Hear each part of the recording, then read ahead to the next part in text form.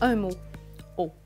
L'eau est le meilleur choix pour étancher la soif et on la privilégie.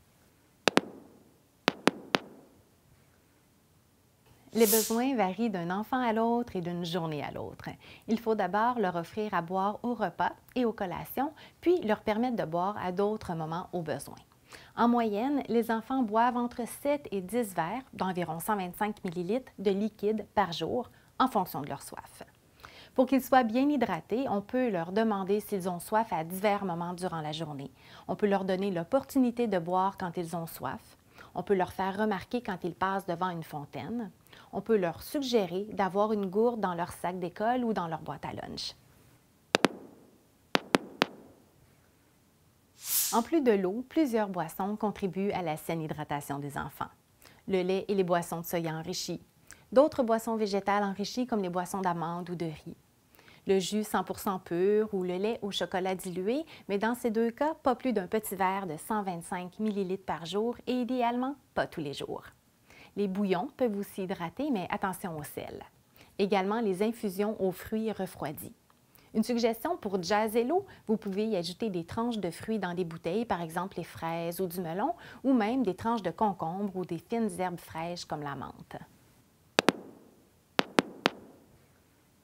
Diluez les jus 100% purs avec de l'eau. De même, diluez le lait au chocolat ou les boissons végétales aromatisées avec la version nature pour que ce soit moins sucré. Optez pour des bouteilles réutilisables. Encouragez les enfants à boire durant les repas et ça, on en parle aussi dans le feuillet sur la faim. Rappelez aux parents l'importance de bien laver les bouteilles avec de l'eau chaude et du savon pour éviter que des bactéries ou des moisissures s'y développent. Pratiques et populaires, les boîtes à boire ont cependant des inconvénients. Concernant la portion, à 200 ml, on dépasse déjà le petit verre de 125 ml. Imaginez les plus grosses bouteilles. Concernant l'environnement, qu'elles finissent à la poubelle ou à la récupération, elles n'ont qu'un seul usage.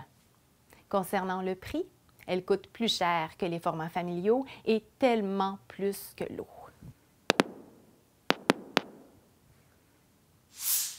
On réserve les boissons nutritives comme le lait ou les boissons de soya enrichies au repas ou aux collations puisqu'elles ont un effet rassasiant. L'eau, elle, a sa place en tout temps. On permet aux enfants de boire entre les bouchées lorsqu'ils mangent parce que ça peut les aider à mastiquer, à avaler et bien sûr à s'hydrater. Dans le cas où un enfant a tendance à boire beaucoup en mangeant, au point où il ne mange presque pas et qu'il a faim 1 heure après le repas, on peut lui suggérer de boire un peu moins en mangeant pour laisser de la place aux aliments.